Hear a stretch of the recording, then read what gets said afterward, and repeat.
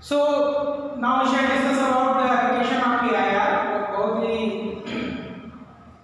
Day to day life application है, इसका हर रोज आप रूबरू होते हैं अपने एप्लीकेशन से। एक तो ब्रिलियंस ऑफ लाइट की बात करते हैं, कोई चीज उतनी ही चमकदार दिखती है जितनी ज्यादा वो लाइट रिफ्लेक्ट करती है अंदर से। तो डायमंड जो है, रिफ्रैक्टिव इंडेक्स ऑफ डायमंड जो होता है म्यू रिफ्रैक्टिव इंडेक्स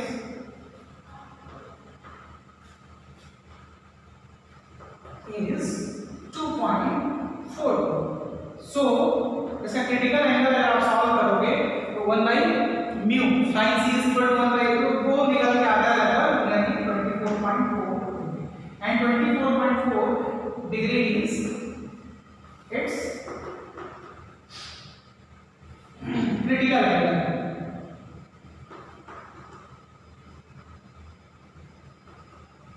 अब डायमंड की कटिंग देखो, मेन जो डायमंड है ना आपका,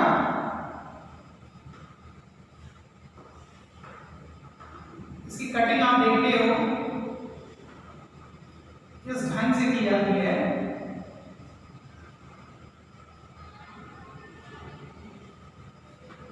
इस ढंग से इसकी कटिंग की जाती है। देखो डायमंड एक पत्थर है, वो तब तक चमकदार नहीं होगा जब तक उसकी कटिंग ना हो जाए। आपको अगर डायमंड सड़क पे मिल भी जाएगा तो आप ध्यान नहीं पाओगे रॉ डायमंड कि वो डायमंड ही है, उसकी कटिंग उसको चमकदार बनाती है। उसको इस तरह से कट करते हैं कि उसका हर एक एज जो है वो 24.4 डिग्री से ज्यादा का हो। ऐसा अगर करेंगे तो लाइट किसी भी एंगल से, लाइट जब भी इंसिडेंट हुई किसी भी फेस से, जैसे यहाँ पे जो लाइट इंसिडेंट हुई, यह नॉर्मल ड्रॉ करके देखो, तो ये जो लाइट जो होगी किसी भी एंगल से इसे जब भी गिरेगा तो वो क्या होगा 24.4 से ज्यादा होगा, क्योंकि हमने इसकी कटिंग जो की है, कटिंग का एंगल हमने क्या रखा है, कटिंग एंगल रखा है 26। तो लाइट किसी भी फेस पे गिरे, चाहे जैसे भी गिरे, हर जगह जो एंगल बनाएगा ना फेस पे, वो क्या बनाएगा 24.4 से ज्यादा, यानी मान लो मिनिमम 26 ही बनाता है, कम से कम 26 तो बनाएगा। 26 is greater than 24.4 since the angle of incidence in the denser medium is greater than critical angle। तो ये लाइट क्या होगा, वापस रिफ्लेक्ट हो जाएगी, ये लाइट भी वापस रिफ्लेक्ट हो जाएगी। यहाँ से भी हमें कोई लाइट आ रही होगी, इस फेस पे ये एंगल जो होता है वो क्या होगा, वो एंगल क्रिटिकल एंगल से ज्यादा होगा, तो ये भी क्या होगा वापस आपकी तरफ आ जाएगा। तो all the light rays falling on the diamond get undergoes total internal reflection। So all the light rays falling on the diamond is reflected back due to the TIR, and this is the cause of the extreme brilliance of diamond। ठीक है, ये extreme brightness of diamond। तो refractive index of diamond is 2.42 and this is its critical angle। अब बाकी का कमाल उसकी cutting में है, diamond is cut in such a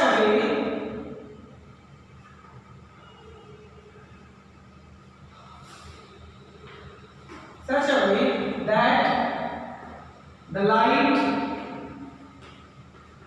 incident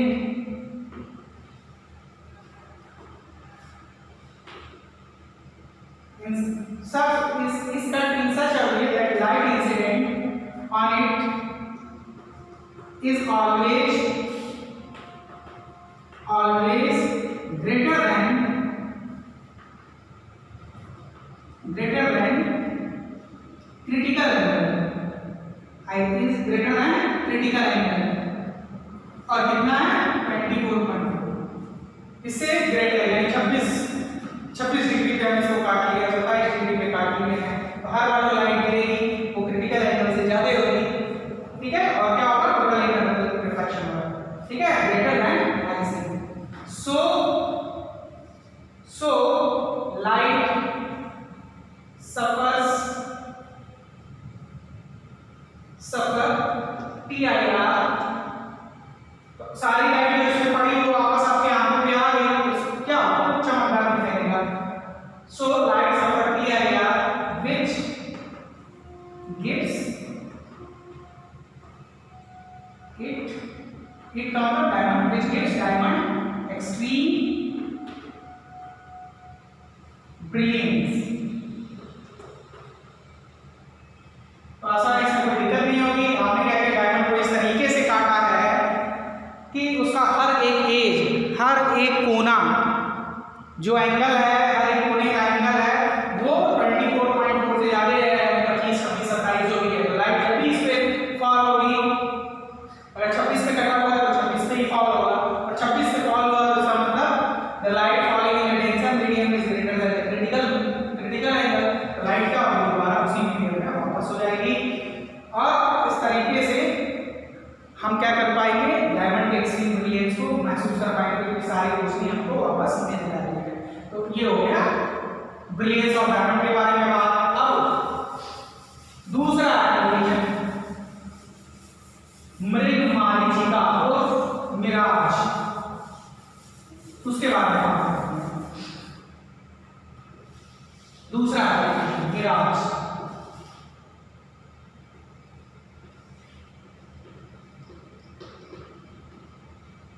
यह आपने भी देखा होगा,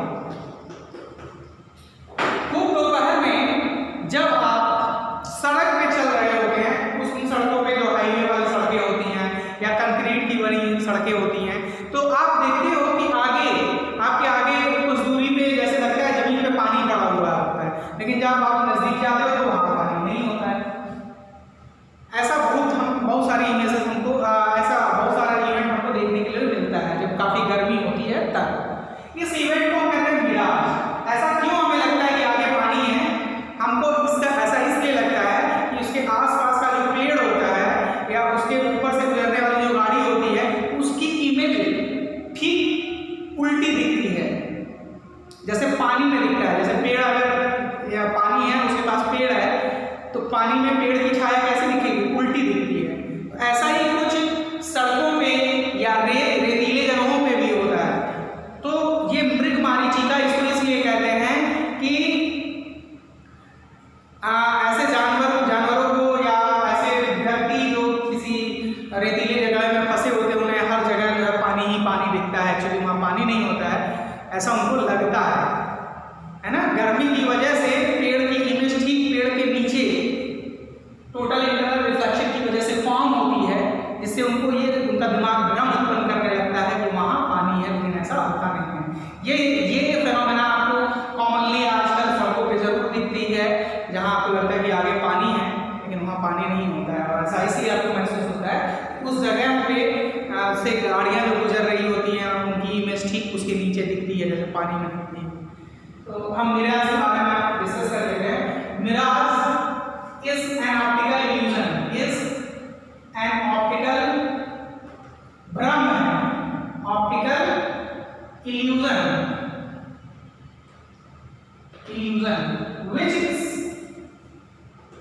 which is caused by total internal reflection PIR of light traveling from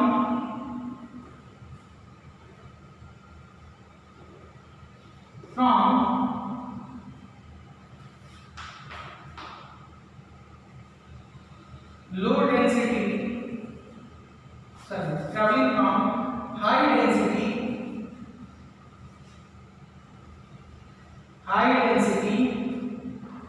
air, bracket में मैं लिख रहा हूं लो टेम्परेचर,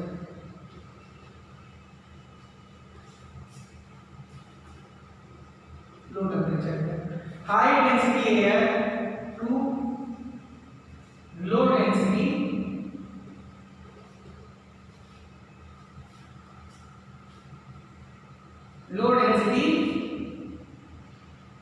एयर, यानी high temperature.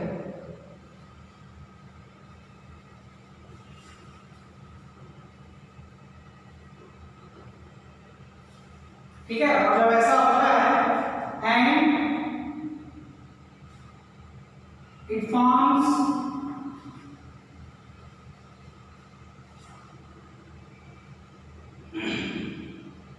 Vertically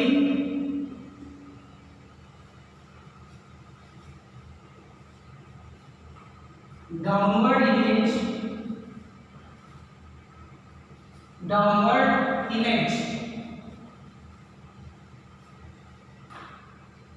of any object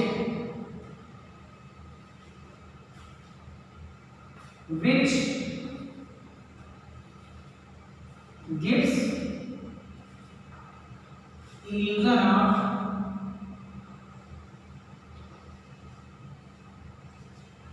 water। ठीक है, देखो ये एक ऑप्टिकल इल्यूजन है जो टोटल इंटरनल रिफ्लेक्शन की वजह से कॉज होता है। जब लाइट रे क्या होता है, हाई डेंसिटी एयर से लो डेंसिटी एयर की तरफ ट्रैवल करती है, तो ऐसा लगता है कि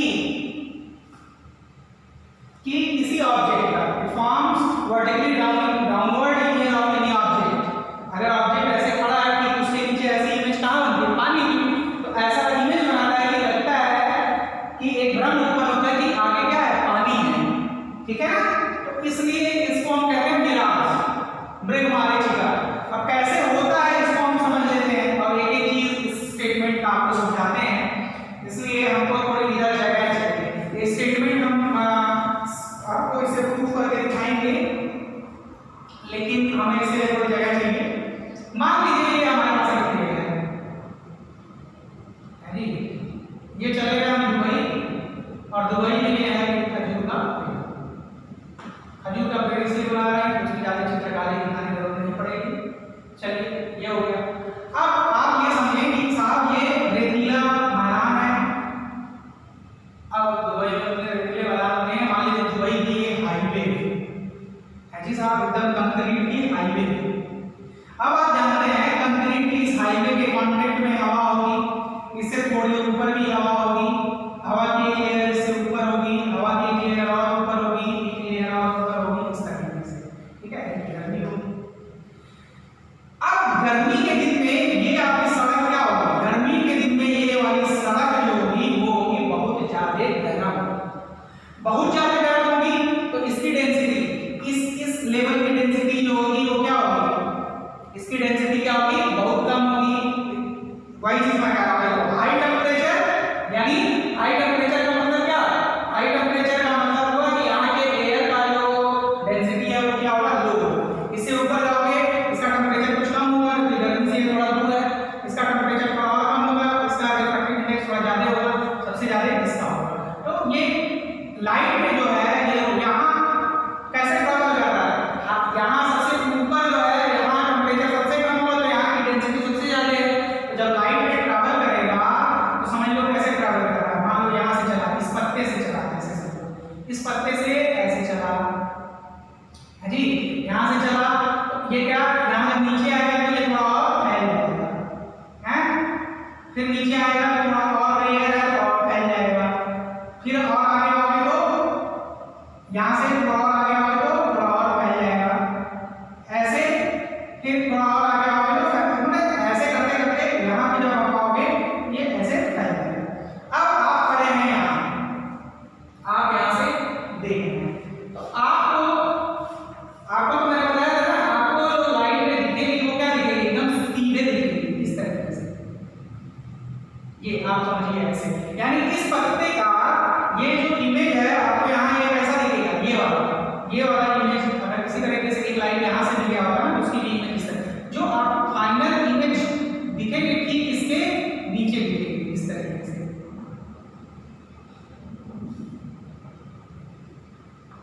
ठीक है,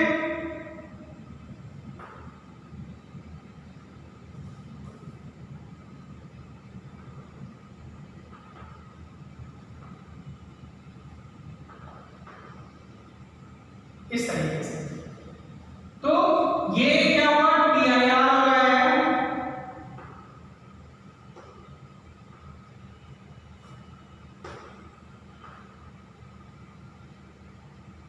and the final image will be formed like this. ये ऐसे दिखेगा, आप यहां से अगर देख रहे हैं तो ऐसा कब दिख रहा होगा, देखो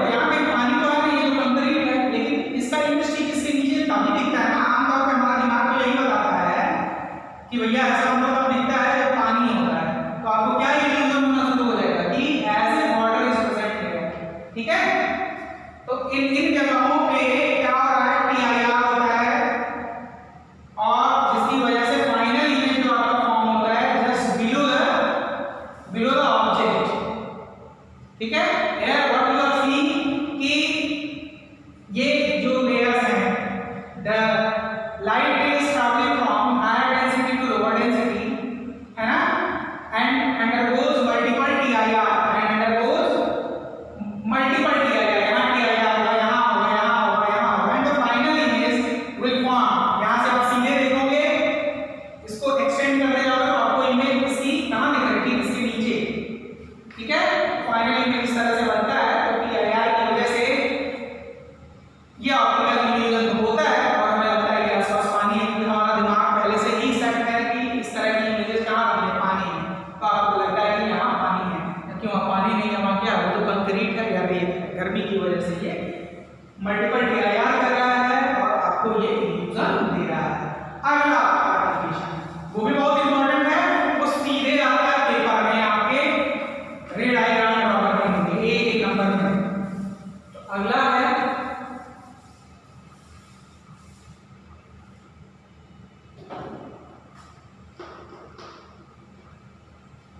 image formed by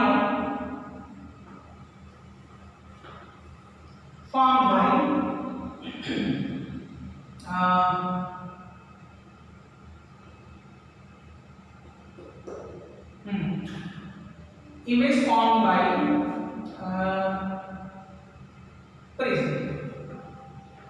प्रिज्म किससे मिलकर बना होता है, प्रिज्म मिलकर बना होता है आपका ग्लास से, और ग्लास का रिफ्रैक्टिव इंडेक्स, फ्रेंड्स ग्लास जो है उसका रिफ्रैक्टिव इंडेक्स 1.5 के आसपास लेते हैं। तो जो इसका रिफ्रैक्टिव अगर आप वैल्यू निकालोगे क्रिटिकल एंगल तो लगभग 41 डिग्री के आसपास आएगा।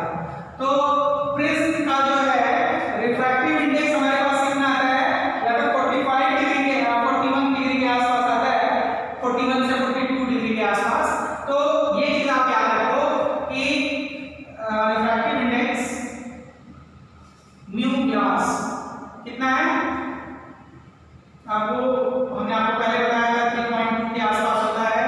तो इससे अगर हम इसकी वैल्यू निकालें क्रिटिकल एंगल तो आएगा नियरली 41 पॉइंट समथिंग आएगा, 42 डिग्री ले लेते हैं। तो 90 डिग्री प्रिज्म जो होता है, 90 डिग्री प्रिज्म में अगर देखो ये इतना कुछ आता नहीं है, ऐसे आता है, एग्जाम में क्या आएगा आपके पास ऐसे ये प्रिज्म रखा हुआ है जी। तो आप जानते हो 90 डिग्री प्रिज्म है, तो ये फेस कितना होगा, 45 और ये फेस 45। इसका मतलब इस फेस से देखो, यही ध्यान से समझना, इस फेस से कोई भी लाइट रे इंसिडेंट होगी तो वो 45 डिग्री पे इंसिडेंट होगी।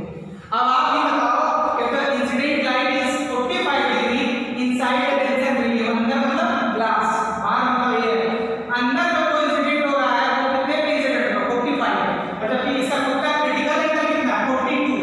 एंगल ऑफ इंसिडेंस कोई भी angle of incidence will be always greater than critical angle, क्योंकि एंगल ऑफ इंसिडेंस हमारा क्या होगा, ऑलवेज क्या होगा, 45 से ज्यादा भी हो सकता है, 45 से कम तो होगा ही नहीं। I will be at least 45 always, which is always greater than 42, which is always greater than 42, जो कि हमारा क्रिटिकल एंगल है। इसका मतलब इस स्पेस पे जब भी लाइट पड़ेगी वहां क्या होगा, TIR होगा। तो इमेज फॉर्म करने के लिए आता है सीधे, यहाँ एक ऑब्जेक्ट बना हुआ है, इसका फाइनल इमेज आपको बनाना है। तो क्या होगा, एक लाइट में देखो, इसमें जो लाइट जाएगी तो नॉर्मल जाएगी, नॉर्मल लाइट रे में कोई ना रिफ्लेक्शन होता ना रिफ्लेक्शन, तो ये इस फेस से जाएगा। अब इस फेस से जाएगा, यहाँ ये नॉर्मल ये है ना नॉर्मल, ये एंगल कितना होगा, 45, ये एंगल कितना होगा, 45, जो इतना यहाँ एंगल है वही इसका भी होगा 45, और 45 is greater then 42, 45 is greater then 42। तो यहाँ पे क्या होगा, यहाँ पे आपको एक TIR बनेगा, यहाँ TIR होगा और आपकी लाइट एंगल जाएगी सीधे ये आएगी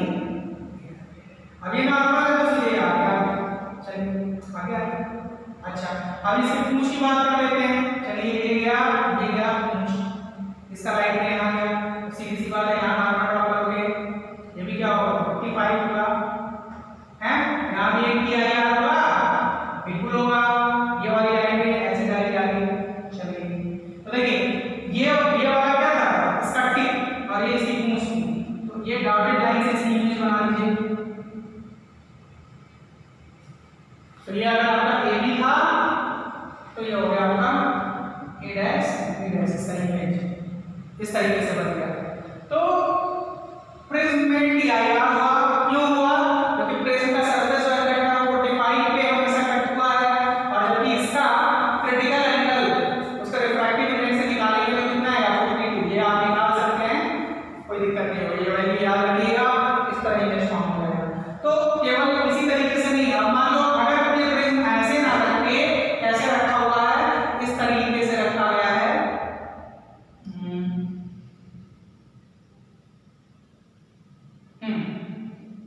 अगर प्रिज्म को इस तरीके से रखा गया है फ्लैट 180 डिग्री, इस तरीके से रखा गया है, तब क्या होगा? चलिए यहां देखते हैं। तो ये यहां आपका ऑब्जेक्ट रखा हुआ है, ये आपका ऑब्जेक्ट रखा हुआ है। तो इस वाले केस में हम देखें और इमेज बनाने की कोशिश करते हैं। हालांकि इसमें रिफ्रैक्शन भी होगा इस बार, है ना, इसलिए क्योंकि ये सरफेस इस तरीके से है, यहां पे केवल क्या होगा? रिफ्रैक्शन होगा, तो इस तरीके से बेंड हो गया। यहाँ पे जब यहाँ पे बेंड हो जाएगा तो ये लाइट रे क्या होगी? ये ऐसे जाएगी, यहां टी आई आर होगा, यहां क्या होगा? इस जगह में क्या होगा? टी आई आर होगा, क्योंकि यहां जो फेस पे जो एंगल होगा वो क्या होगा? 45। ये 45 पे कम से कम यहाँ इंसिडेंट हो रहा है, इसलिए टी आई आर हो रहा है। इस मीडियम में क्या है? देखो, इसी मीडियम में था, इसी मीडियम में चला गया, और यहाँ से जब ये बाहर आएगा तो यहाँ जो नॉर्मल हम ड्रॉ करेंगे वो क्या होगा? इसको बाहर की तरफ ले जाएगा इस तरीके से, ठीक है। तो ये इमेज बनाया किसका? स्पेक्टिक का। अब देखो इसके सर की बारी आती है, तो ये क्या है? ऐसे यहाँ एक नॉर्मल हमने ड्रॉ किया, यहाँ देखो रिफ्रैक्शन, जहाँ आर लिख रहे हैं वहाँ रिफ्रैक्शन हो रहा है, और जहाँ टी आई आर लिख रहे हैं, टी आई आर कहाँ है? यहाँ टी आई आर है, और यहाँ पे क्या है? आर है। यहाँ दो रिफ्रैक्शन हो रहा है और एक टी आई आर होगा, और इसके पूंछ का भी यही हाल होगा। तो ये गया ऐसे हैं, ये गया ऐसे, इसके बाद यहाँ और इसी तरीके से ये ध्यान रखिएगा। तो यहाँ जो इमेज बनी देखो, ये किसका? रेक्टिक का, ये सीधे उलट गया। इसमें लेटरल इन्वर्जन कितना हुआ है? 180 डिग्री का, और इसमें लेटरल इन्वर्जन कितने का हुआ है? यहाँ से देखो तो ये ऐसे था, अब किधर आ गया? इधर कितने का हुआ है? 90 का। तो यहाँ अगर शिफ्ट कितना है? यहाँ पे 90। अगर पेपर में इस तरह आता है कि find the rate diagram with the prism when the shift is 90 degree, तो ऐसे लिखोगे, और यहाँ शिफ्ट देखो ऐसे था, सीधे उलट गया, यहाँ कितने का हुआ है? 180 डिग्री का हुआ है। तो यहाँ 180 डिग्री का हुआ है, और 180 डिग्री का एक और तरीके से हम बनाने की कोशिश करेंगे कैसे होगा। तो ये दूसरा तरीका हो गया। अब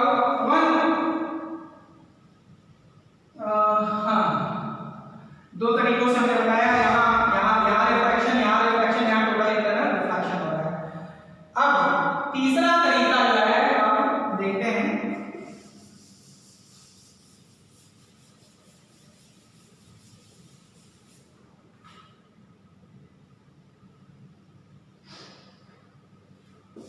अब मान लो आपकी प्रिज्म ऐसे है,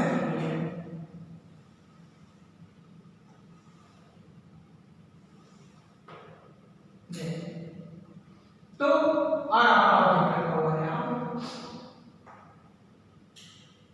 तो ये नॉर्मल है, यहाँ पे सीधे रहेगा ऐसे, लेकिन यहाँ पे टी आई आर होगा, क्योंकि आप जान रहे हो यहाँ ये कितना 45, तो ये लड़के आ गए यहाँ, हाँ जी। एक टी आई आर यहाँ होगा, यहाँ कोई रिफ्रैक्शन नहीं होगा। अच्छा, यहाँ पे जब आप आओगे, यहाँ पे आप देखो, यहाँ पे भी अगर आप एंगल नापोगे, ये एंगल जो आएगा, ये एंगल नहीं आएगा, 45 आएगा, ये दोबारा क्या हो जाएगा? इसी मीडियम में वापस आ यहाँ भी आपको क्या मिला, TIR, यहाँ भी TIR आ गया। अब इससे पूछ की बारी में, ये लाइट पे आ गई, यह एंगल कितना होगा, एंगल ऑफ इंसिडेंस नॉर्मल के साथ 45 से ज्यादा ही होगा, यार 45 भी मान लो कम से कम, तो 42 से तो ज्यादा तो TIR होगा, फिर ये यहाँ आएगा और इसी तरीके से ये फिर यहाँ आएगा। तो ये जो था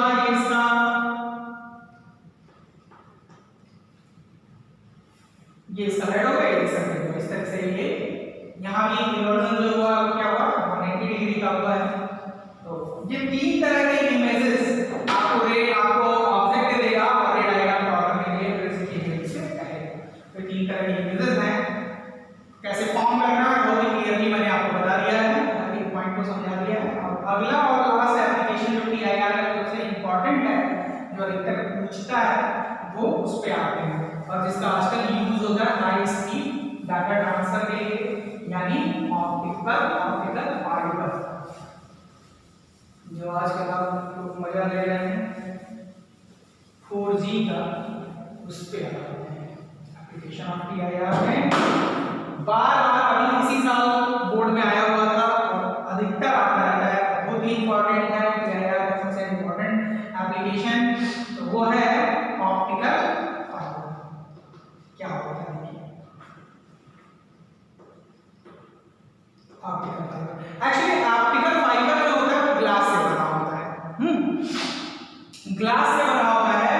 ग्लास बहुत फाइन, आपको शायद आपने देखा भी होगा, ये बहुत सिंपल एग्जांपल, आपने वो वाला गुलदस्ता देखा है जिसमें नीचे एक बल्ब लगा होता है और खूब पतली पतली पाइप्स रहती हैं, जब नीचे से बल्ब जलाते हैं तो लाइट की रोशनियां उन पाइप्स के रास्ते, पाइप के ऊपर से पतली लाइट की रोशनी निकलती है। गुलदस्ते वाली गुलदस्ता होता है, उसको पतली पतली पाइप्स लगी होती हैं, नीचे से छोटा सा बल्ब लगा होता है, जब वो जलाते हैं तो वो रोशनी और कहीं से नहीं निकलती है, केवल सिरे से निकलती है, पाइप के सिरे से।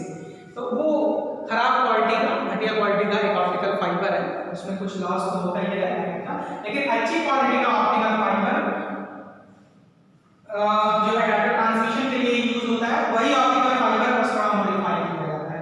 तो ऑप्टिकल फाइबर जो है it is a device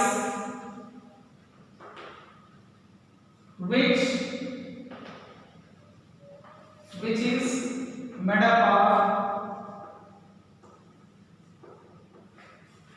fine, very fine, narrow tubes of glass coated with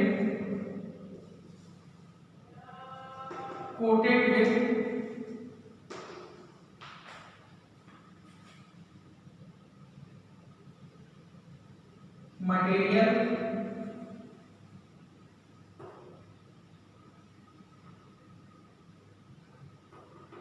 इसको क्लैडिंग कहते हैं, कोटिंग को एक टर्म है cladding.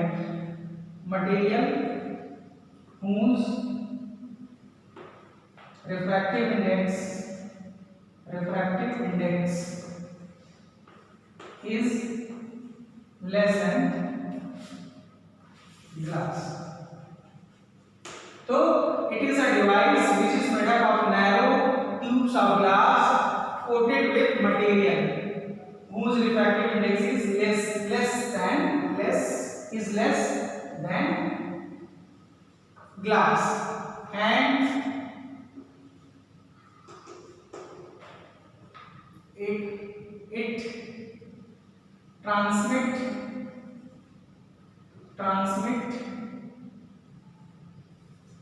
transmit light with the help of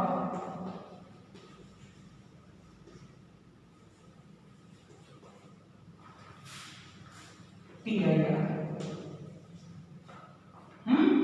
from one place to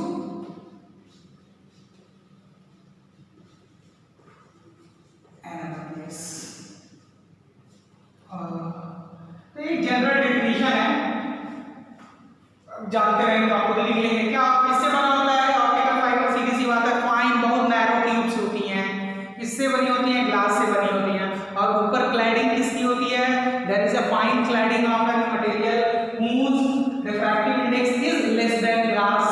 ठीक है, और कैसे यूज क्या कौन से प्रिंसिपल पे वर्क करता है? And it works on the principle of total internal reflection, है ना, and transmit data from one place to another place, इसका यूज होता है। ठीक है, चलिए अब आगे चलते हैं और इसके कंस्ट्रक्शन के बारे में देखते हैं। ऑप्टिकल फाइबर तो ये हो गया, construction and working.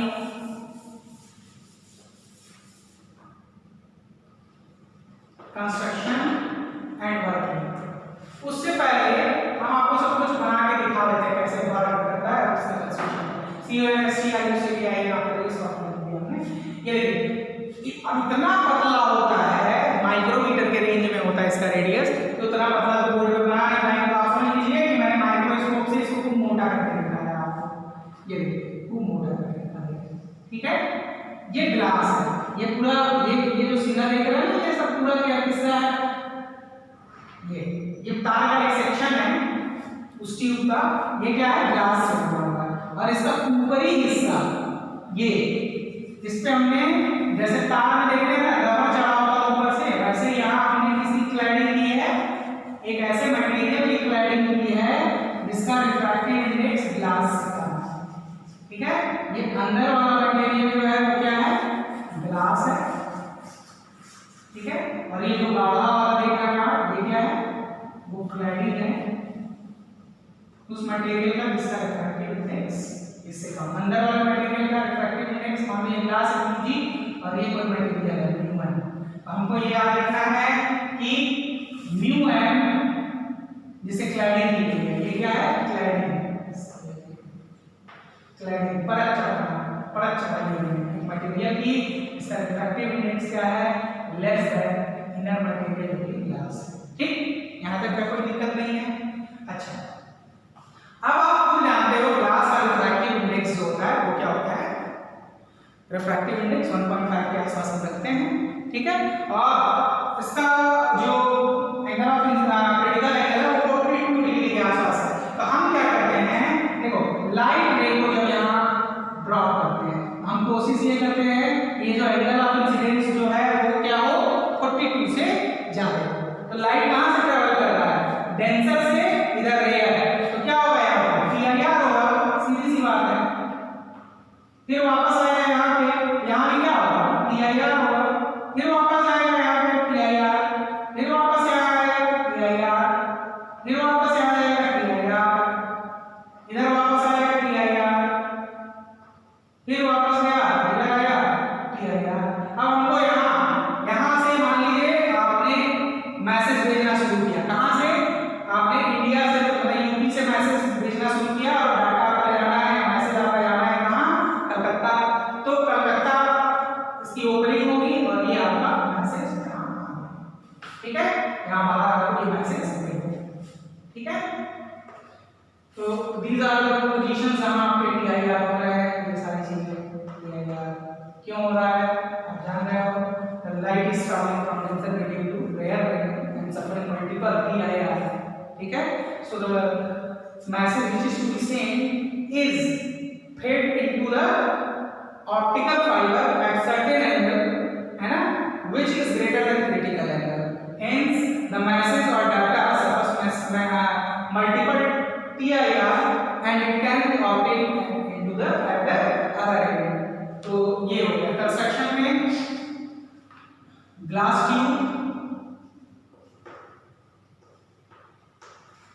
and cladding of material having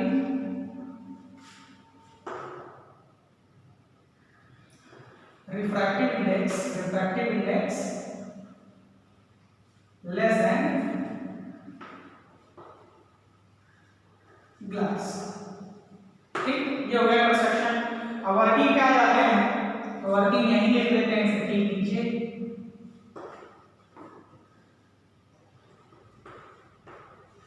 light is light is incident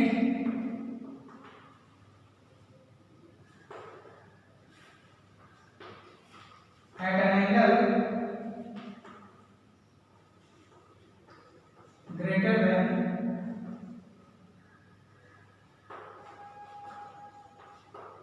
critical angle of glass material पे है, इसके क्रिटिकल एंगल से ज्यादा होगा, hence it suffers multiple TIR, multiple total internal reflection से सफर होगा and comes out to the other end of tube without any loss of energy, loss of light energy, ठीक है, without any loss of light energy। तो ये इसकी working हो गई, ठीक है। तो light is incident at an angle which is greater then the critical angle of glass, hence it suffer multiple TIR and this data या जो आपका लाइट जो है is come out of the other and, है ना, without any loss of light energy, है ना। अभी आप किसी पॉलीथीन से लाइट गुजारने की कोशिश करेंगे, क्या होगा, पता चलेगा आपको घर पे लाइट चाहिए, यहाँ से लाइट गुजरेगा तो घर पे लाइट थोड़े पहुंचेगी, बीच में ही पॉलीथीन से इधर उधर चली जाएगी, निकल जाएगी, किसकी वजह से, रिफ्रैक्शन की वजह से, रिफ्लेक्शन की वजह से, और सारी चीजें हैं, है ना। तो ये मेथड जो है, ये जो आपका ऑप्टिकल फाइबर है, इसका यूज अपन देंगे, काम करते हैं, इसका यूज क्या कर रहा है, लाइट एनर्जी को एक जगह से दूसरी जगह तक भेजने के लिए। तो जो लोग कंप्यूटर पढ़ेंगे उनके लिए दिक्कत नहीं है, हम क्या करेंगे, जो भी हमारे पास मैसेज सिग्नल, वीडियो सिग्नल जो भी होगा उसको मॉड्यूलेट कर देंगे लाइट एनर्जी के फॉर्म में और उसको एक जगह से दूसरी जगह तक भेज देंगे। उसकी स्पीड बहुत ज्यादा होगी क्योंकि लाइट की स्पीड आप जानते ही हैं, है ना।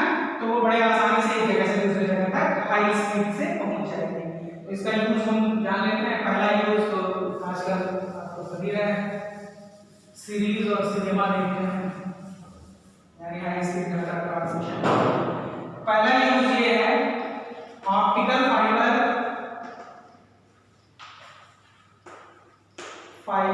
is used for high speed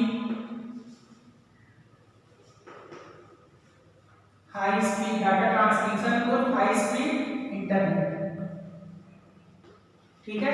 दूसरा, it is used for endoscopy. अब एंडोस्कोपी जान लीजिए क्या होता है, ये बार बार आता है, which phenomena is used for endoscopy, और एंडोस्कोपी होता है। देखिए आपके शरीर में बहुत सारे रोग होते हैं, कुछ लोगों को फेफड़े में हो सकता है, कुछ लोगों को किडनी में हो सकता है। अब किडनी के अंदर आप घुस तो सकते नहीं हैं कि उसमें क्या दिक्कत है, हार्ट के अंदर घुस तो सकते नहीं है कि क्या दिक्कत है, तो उसके लिए हम एंडोस्कोपी का यूज करते हैं। एंडोस्कोपी क्या करता है, फाइन फाइबर ट्यूब्स का, ये ऑप्टिकल फाइबर्स का यूज करता है, और ये इतना पतला होता है कि इसको हम किडनी के अंदर भेज सकते हैं, ठीक है, इसको हम लीवर के अंदर भेज सकते हैं, इसको हम पैंक्रियास के अंदर भेज सकते हैं, ठीक है।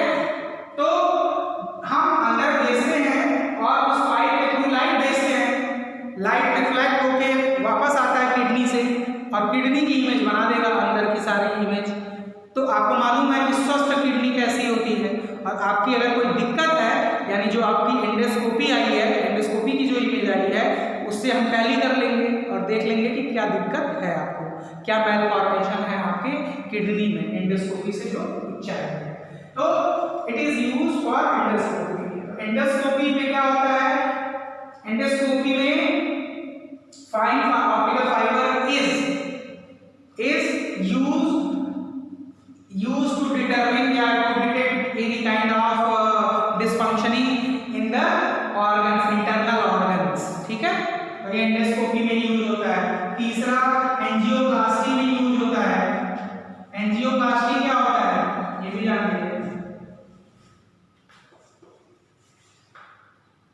तो यूज इन एंजियोप्लास्टी कर दीजिएगा। It is third, it is use in angioplasty. और बहुत सारे यूज हैं, उसको आप देख लीजिएगा। एंजियोप्लास्टी क्या होता है ये भी जान लीजिए।